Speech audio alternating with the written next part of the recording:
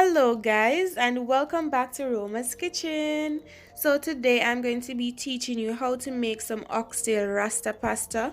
I enjoyed this so much and I'm just so happy to share the recipe with you guys today. So if you want to see how this gets made Roma's Kitchen style, stick around right after this intro. Y'all better can't cook. Ticket that you pay up, pretty look. You want to live a restaurant and come done man bank book.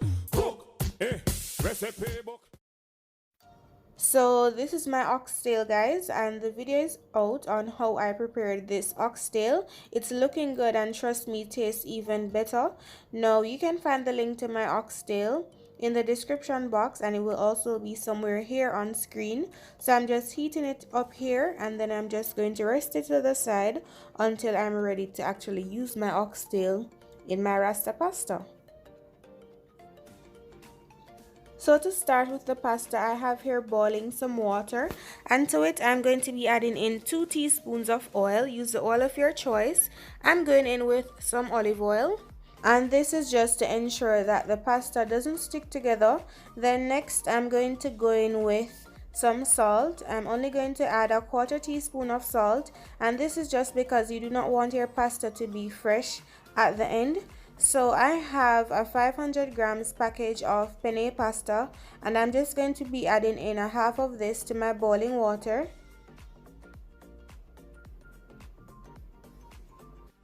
So I'm going to allow this to cook just for 13 minutes because I do not want my pasta to be too soft. I need it nice and al dente. So 13 minutes later, this is my pasta. I'm going to drain the hot water. Then I'm just going to add some cold water to it, and this is just to stop the cooking process. So after draining the cold water, this is it. It's still nice and al dente, and I'm just going to rest this to the side. Then I'm just going to move on to preparing the sauce. So my pot here is over medium heat, and I've added 1 teaspoon of olive oil to my pot. So next I'm going to go in with some red, green and yellow bell peppers, to give it the nice rasta colors, and I'm just going to add these right in my pot.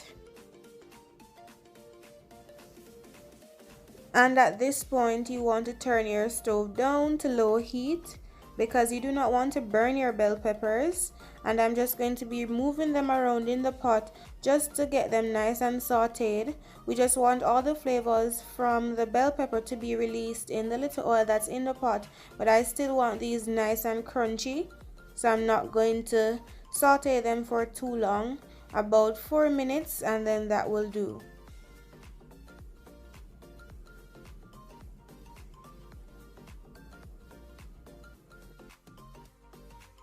So of course I do not want this to be oily, but I'm going to be adding in 1 teaspoon more of olive oil because there's not much oil in my pot, as you can see, and I'm just going to continue to move these around.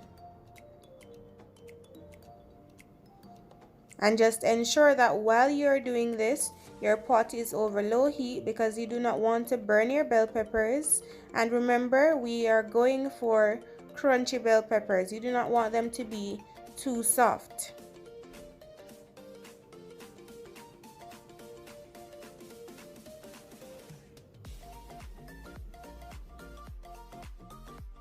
Alright, so 4 minutes later, I'm going to be adding in 2 cloves of garlic, nicely chopped. And you still want to ensure that your pot is over low heat because burnt garlic is just not it. And I'm just going to move these around just for about 2 minutes. Then next, I'm going to be adding in the heavy cream, and I'm only going in with 1 1/4 cups of heavy cream.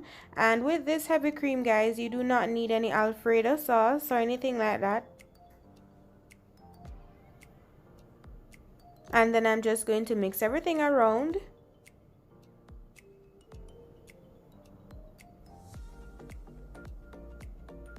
So next I'm going to go in with also 1 cup of coconut cream, and I'm just going to try to get everything out my container.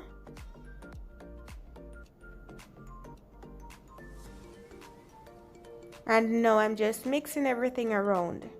And my pot is still over low heat.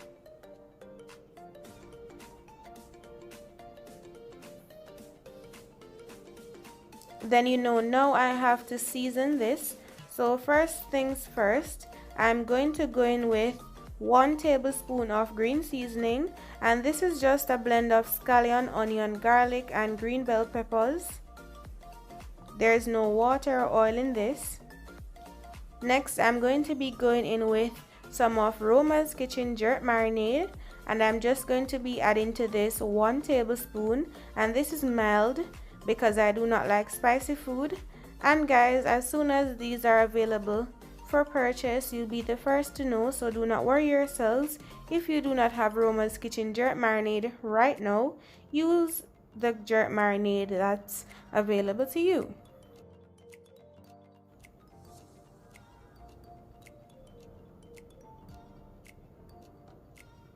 So next, I'm going to be adding in just 1 teaspoon of all-purpose seasoning.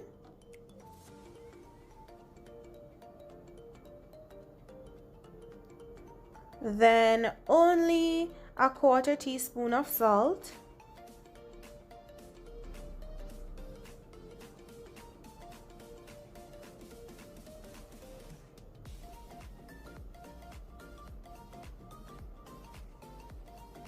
And if you have some fresh thyme leaves, you can go ahead and just add some fresh thyme leaves to this.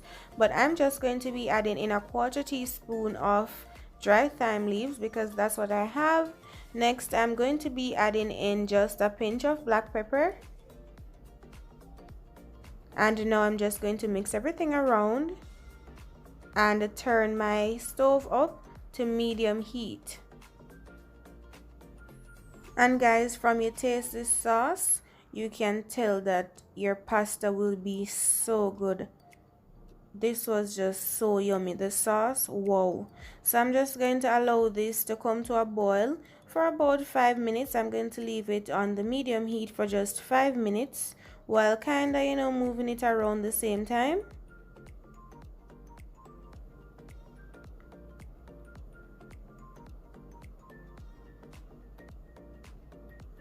And so guys, this is also one of the reasons why you needed to keep your bell peppers kind of firm from the sauteing stage, because now it's in all this liquid, so it will get softer than it was before. So you don't want to get it too soft from the sauteing stage and you add it to the liquid and it becomes even softer.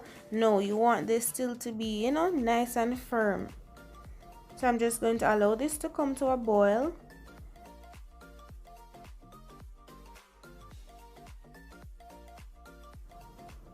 So now I'm actually going to be adding to mine some cheese, and I'm adding 400 grams of shredded cheese, and this is just a mix of mozzarella, provolone, and parmesan cheese.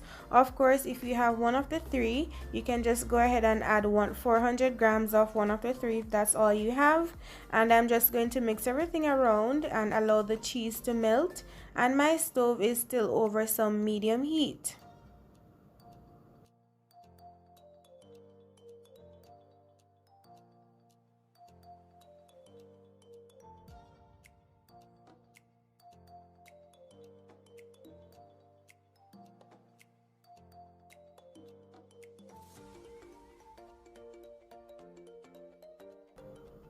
Now what you're seeing here guys is the consistency that you need for your sauce, because the thing is, as soon as this cools, this will become so thick, so you do not want it too thick from the get-go. This consistency is just perfect, and once you see all these big bubbles coming in now in your sauce, you know that your sauce is just right. It's at the right consistency that you need it. So I'm going to be adding in the penne pasta.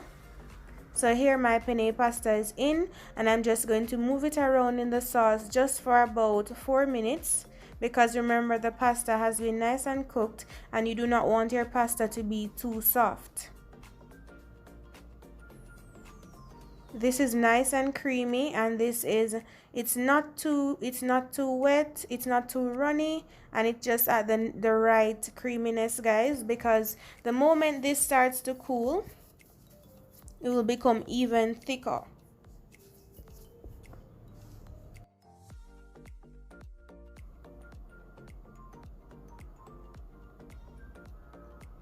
So here's a close-up just for you to see that it's nice and creamy. And so I'm just going to turn my stove off right now. Keep moving this around, but turn my stove off. So the Rasta pasta is ready, and what I like to do, guys, is that I like to, because this is oxtail Rasta pasta, I like to go in with some of my oxtail gravy. And this is why you need to cook your oxtail, and you know you want your oxtail to have some nice well seasoned gravy, just like how I cooked my oxtail. So now I'm just going to mix everything together. So the Rasta pasta will have all the oxtail flavor in it as well, because I do not like to just add I don't like to mix the oxtail pieces in the pasta. I like to just have them on the pasta.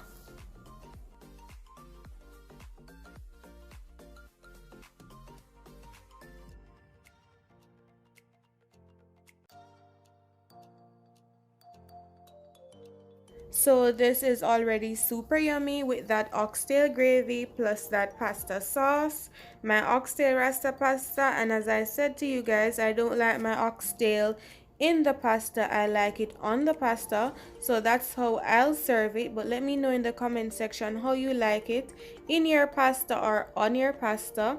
Either way, it is super delicious. So this is how I shared mine. It is looking good, and trust me guys, this tastes amazing. So let me know in the comment section what you think about this video. Of course, if you like the video, don't forget to give the video a thumbs up. Don't forget to share the video, subscribe to the channel, and turn your post notifications on. Until next video.